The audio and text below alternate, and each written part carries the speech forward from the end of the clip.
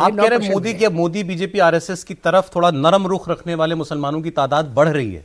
मैं ये समझता हूँ कि सेकुलर पॉलिटिक्स ने जितना निराश किया है हिंदुस्तान के मुसलमान को, उस निराशा के नतीजे में वो एक इंडिपेंडेंट थॉट प्रोसेस आज कम्युनिटी के अंदर ये डेवलप हो रहा है कि जब जिसके साथ मैं खड़ा होता हूँ, यानी सेकुलर पॉलिटिक्स, जिसकी मैं रीढ़ की हड्डी बनता हूँ, जिसकी मैं ताकत देता हूँ, जो मेरी वजह से यहाँ तक आती है, मुझे जब उसकी ज़रूरत होती है, मैं जब उसको अपने पीछे यहाँ देखता हूँ तो मुझे वो पीछे मेरे नज़र नहीं आता, मैं जब उसको साथ देखना चाहता हूँ तो मुझे साथ नज़र नहीं आता। इसलिए एक रीथिंकिंग का प्रोसेस जो है इन प्लेस हुआ है कि क्या हमको अब बीजेपी को ट्राई करना चाहिए। तो ये जो थॉट प्रोसेस है, इस थॉट प्रोसेस से एक सेक्शन मुस्लिम सोसाइटी का जो है वो बीजेपी को तमाम शिकायतों के बावजूद, है ना, वो वोट दे रहा है, और ये वो 10.5% उसी की एग्जाम्पल है। ऑलराइट, आप सहमत हैं सर की? देखिए, पहली बात तो मैं इस बाइनरी से ही सहमत नहीं हूँ कि ये मामला मुसलमान बनाम संघ है। आजकल संभल की बड़ी चर्चा है। पहला दंगा संभल में हुआ 1924 में, संघ की स्थापना हुई 1925 में। संभल के दंगे पर रिपोर्ट देने के लिए गांधी जी ने जवाहरलाल नेहरू को भेजा, 2 दिन वहां रुके, 13 पेज की रिपोर्ट दी और कहा हिंदू एग्रीव्ड है।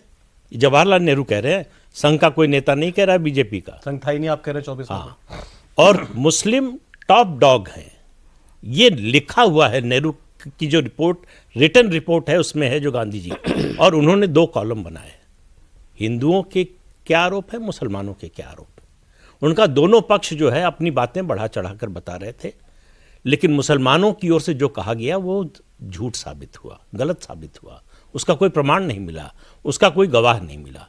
मुसलमानों ने संभल के कहा कि हिंदुओं ने ही अपने मंदिर की जो मूर्तियां थी उनको तोड़ दिया।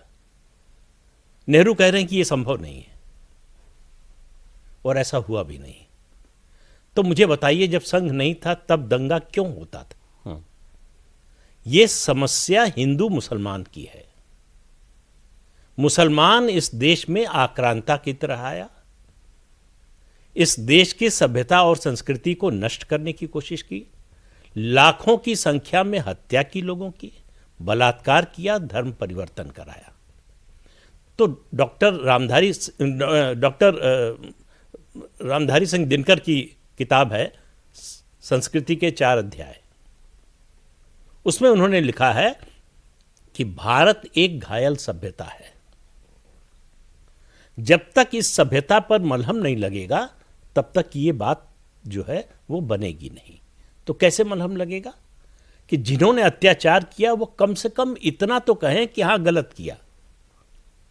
कोई नहीं कह रहा है कि उनसे बदला लीजिए, जो बाबर ने, औरंगजेब ने किया उसका बदला आज जो मुसलमान हैं उनसे लीजिए, या उनका विरोध उस आधार पर कीजिए, लेकिन वो माने तो कि वो गलत थे।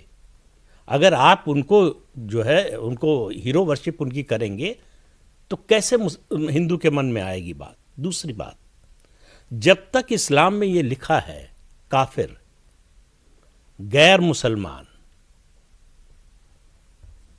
काफिर को जीने का अधिकार नहीं, मूर्ति पूजा करने वाले को मारना शबाब का, धर्म का काम है, मजहब का काम है।